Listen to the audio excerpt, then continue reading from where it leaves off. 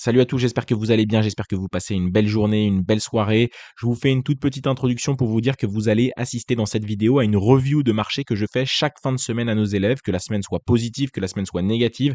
Je partage absolument toutes mes actions en toute transparence à nos élèves.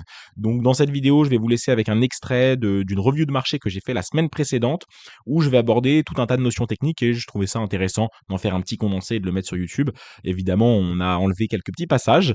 Et pour ceux qui veulent progresser sur vos analyses, c'est vraiment une vidéo très très intéressante à regarder. Allez, je vous laisse avec l'extrait de la semaine précédente. Bienvenue à vous dans cette vidéo pour le récap de la semaine. Pour être honnête, ça faisait longtemps que j'avais pas suivi une semaine entière sur les marchés sans prendre de position et c'est ce qui s'est passé cette semaine. J'ai rien fait de la semaine, ni SL, ni TP, ni break-even. Alors pourquoi j'ai rien fait? Parce que j'ai rien trouvé tout simplement.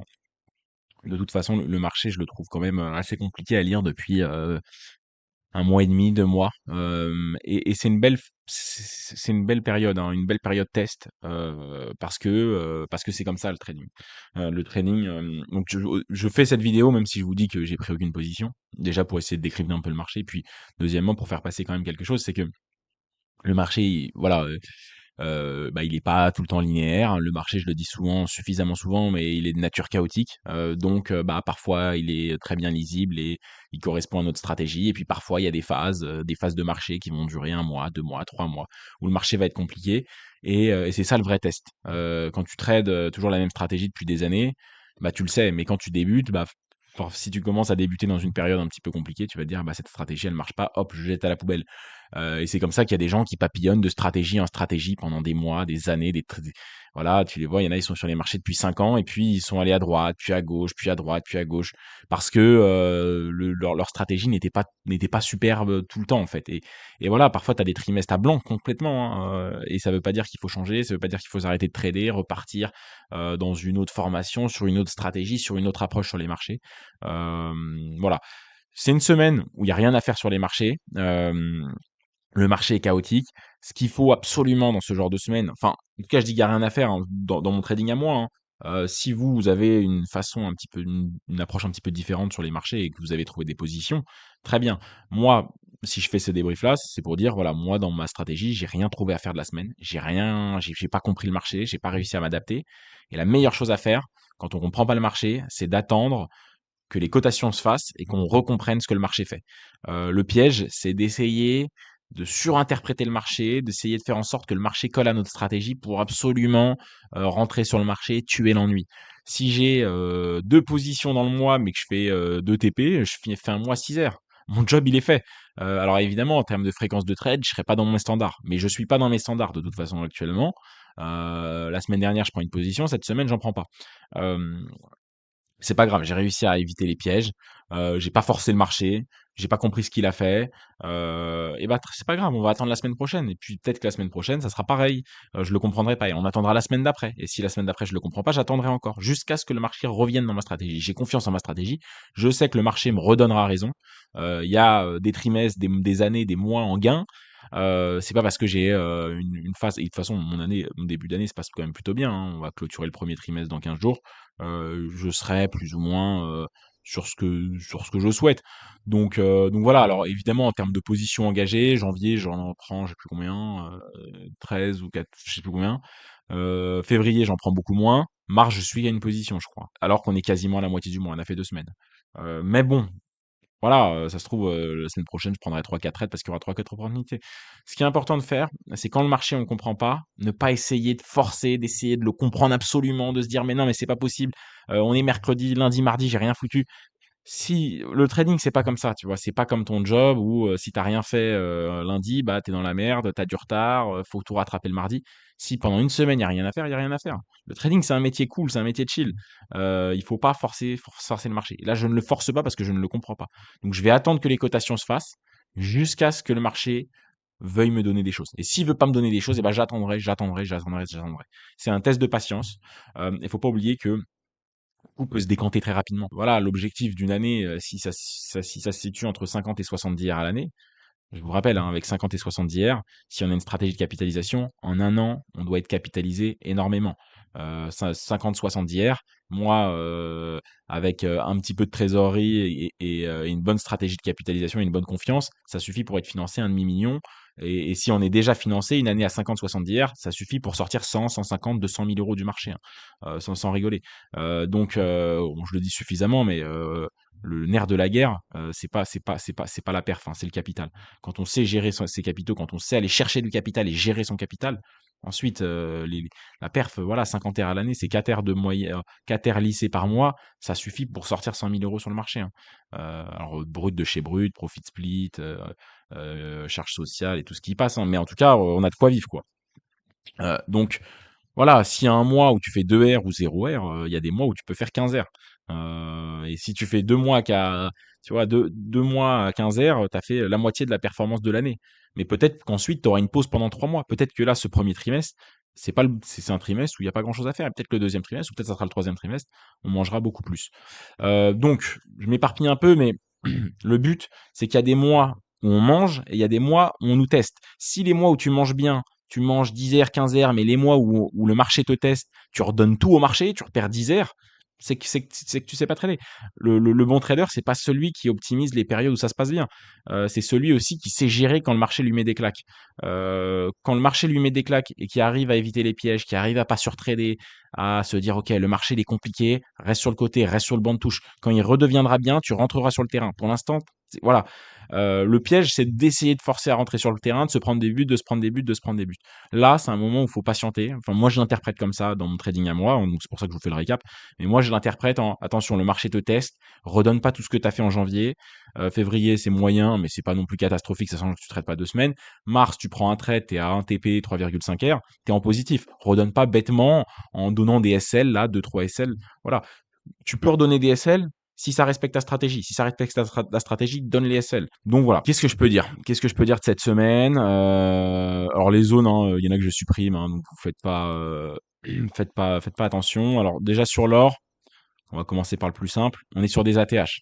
On est sur des ATH.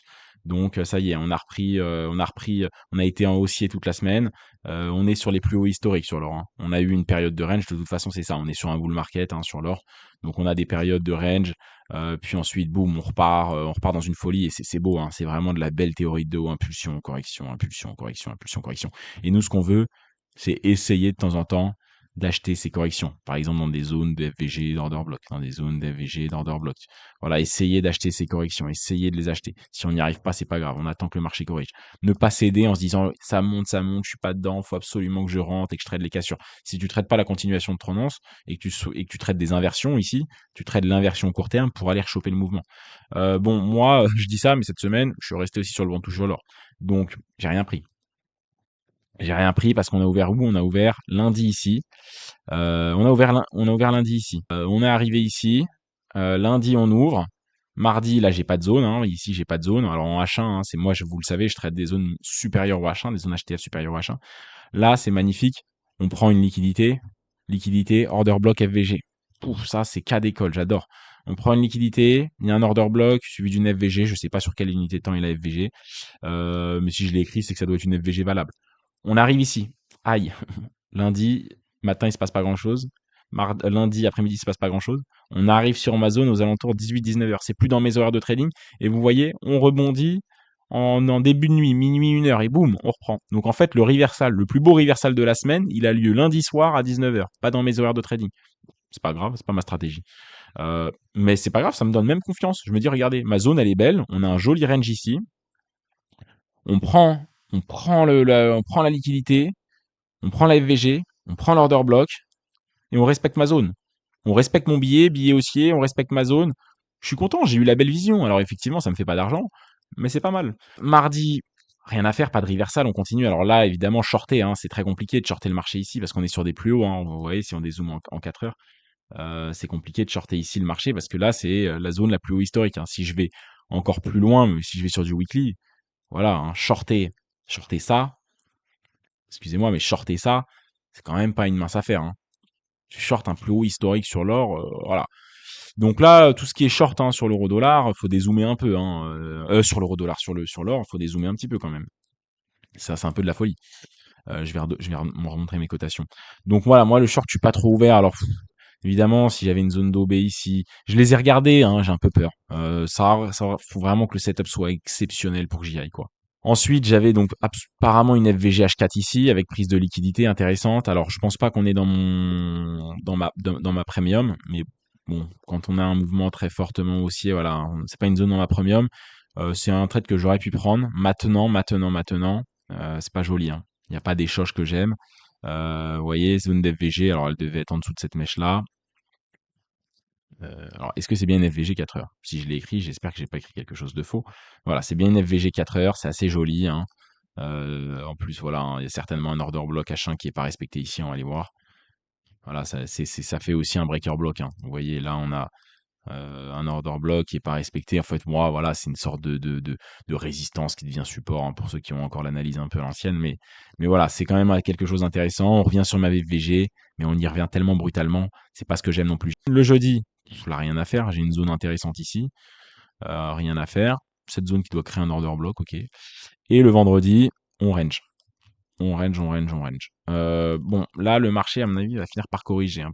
Alors peut-être pas, peut-être qu'il aura encore une semaine de hausse, mais voilà, il y aura des zones pour acheter. Il faudra faire attention parce que le marché hein, peut corriger brusquement, tu vois, pour reprendre son impulsion ici. Donc là, si tu te prends un SL, un SL, un SL et que tu gagnes 3 R ici, oh, t'es pas sur une opération gagnante. Donc il faut faire attention à pas shooter sur toutes les zones. Parfois le marché a besoin de plus corriger que ça. Il faut être attentif, respecter sa stratégie. Et voilà. Après, on a le droit de se prendre des SL aussi, hein, ça fait partie du jeu. Mais là, le vendredi, rien à faire. Voilà, le marché avait besoin de soupirer. Je t'arrête quelques secondes pour te dire que si tu es un peu perdu dans ton trading depuis plusieurs semaines, voire plusieurs mois, c'est que tu n'as pas une approche fonctionnelle, efficace sur les marchés parce qu'il y a des manquements dans ton trading. Et ce que je te conseille, c'est de réserver un appel avec moi qui est totalement gratuit, non engageant, pour que je puisse tout simplement t'aider gratuitement à résoudre les problèmes que tu rencontres dans ton trading.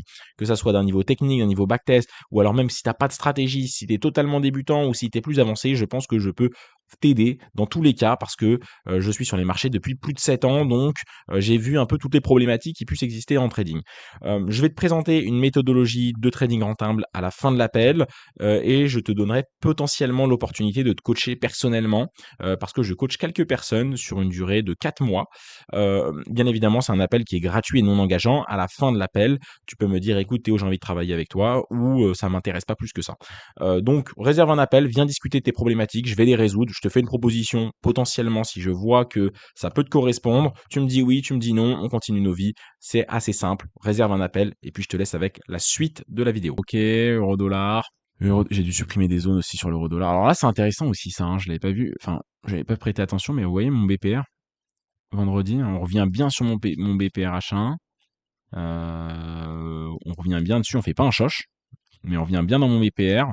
Le matin, on prend mon Asian High, ensuite on prend le London High, on prend l'ancien New York High, ancien London High, ancien Asian High, on prend plein de belles zones.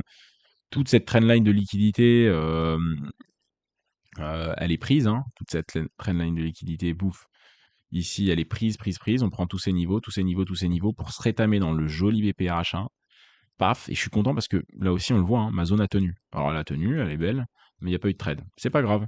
Donc vendredi c'était ça. Vous voyez, je reviens pas forcément sur tous les points de la semaine, hein. Mon but c'est de revenir un peu dans les grandes lignes. Et lundi. Alors lundi. Alors là j'ai cet excès de cotation qui doit venir aussi du courtier. Peut-être que si je suis pas sur GBE, j'ai peut-être pas cette mèche là. Ça je me souviens. Je crois qu'on a une zone d'FVG. Bon, il se passe pas de choses très intéressantes parce que là, on n'a pas un choche. Ah oui, bah oui, je l'ai partagé. Donc là, rien à faire ici. Le lundi, le mardi, est-ce qu'on était sur une zone? J'ai pas l'impression. On va regarder ça tout de suite en 4 heures. Tac. Ah, le mardi, on était. Ah oui, bah oui, on était sur le. Oui, où tout le monde s'est planté et je suis passé à côté du trade. On est passé à côté de l'order block, le fameux order block Trump. Vous voyez, ça, cet order block, 5 novembre. L'élection de Donald Trump qui avait créé un order block avec la FVG, un bel order block daily, hein, donc l'élection de Trump qui avait libéré un novembre-décembre ultra baissier et finalement toute la baisse et toute la perte de valeur de l'euro a été ravalée en 2 mois, en janvier-février, hein. Donc bon, Donc voilà, hein. En 4 heures, ça avait libéré aussi une belle FVG. Je me souviens, on était sur une zone, une très jolie zone, hein. On était sur une très jolie zone, mais très lointaine. Donc on sait que c'est une belle zone. On sait que le marché peut faire effet ici, mais elle est très lointaine. Donc faut vraiment, faut faire le chirurgien ici pour la trader, hein. Faut faire extrêmement attention au mouvement. Et donc là, on est arrivé dessus, je crois, mardi, du coup. Si je dis pas de conneries, tout ça, c'est cette zone. Donc là, paf, paf, paf. Si on l'affine, faut bien les affiner, ces zones-là, hein. Faut bien les affiner parce qu'elles sont grosses, elles sont vieilles. Voilà, alors à la limite, on aurait pu prendre voilà, ça et en FVG là-dessus, ok. Donc là, elle est plutôt belle, plutôt bien affinée en 4 heures. Et en 5 minutes, elle va peut-être faire effet la semaine prochaine, hein, et elle est très grosse, donc elle n'est pas évidente à traiter, cette order block-là. Lundi, ok, donc lundi, il y a cette opportunité baissière pour aller se rétamer dans l'OB qui n'a pas fonctionné. Mardi, alors là, voilà. Là, le choche, quand c'est une vieille zone, hein, un petit choche M5, c'est un peu limite, hein. Là, j'ai regardé beaucoup sur du M15, je voulais une rejection plutôt M15 qu'M5. Ou alors un très beau truc M5 qui a du sens en M15 aussi. Le mercredi, et attends, parce que je dis ça, mais il y a un trade que j'aurais pu prendre, et je crois que c'est celui-ci. Donc là, on est le mardi. Le mercredi, IPC, indice des prix à la consommation aux États-Unis, vous le savez. Le jour d'NFP, on traite pas. Le jour d'IPC, on traite pas. Le jour d'FOMC, généralement, on traite pas. C'est 3 jours où il y a une volatilité dégueulasse. Vous le voyez, hein, là, c'est des mèches. Le marché est illisible totalement. Ici, je voulais qu'on revienne. Alors ici, on va virer ces zones-là. Ce que je voulais, c'est qu'on prenne cette liquidité, qu'on rentre dans ma FVGH2 ou mon order block pour qu'on exécute un trade, mais on n'y est pas allé de la fin de semaine. C'est quelque chose que je vais suivre la semaine prochaine. Donc mardi, mercredi PC. Vous voyez comment le marché est dégueulasse. Je dis, voilà, le matin, il fait ce gribouillis avec une mèche énorme ici. Ensuite, il fait un V. Alors que moi, je vais des structures avec des sommets et des creux qui soient clairs. Là, on fait un V, c'est dégueulasse. Donc voilà, là je peux rien faire en fait, hein. Quand le marché décide d'être capricieux comme ça, je peux rien faire. Et alors là, vendredi justement, on revient sur cette zone-là que je trouvais intéressante, qui aurait fait une entrée intéressante sur mon gros order block. On a rejeté, on fait un BPR dans l'order block. C'est un order block H4 dans lequel on fait un BPR H4, H1.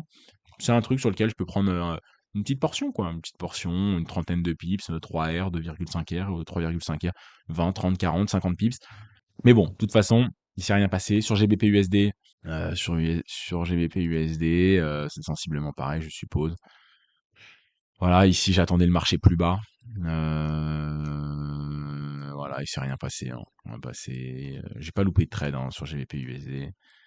Voilà, mercredi on voit le marché immonde.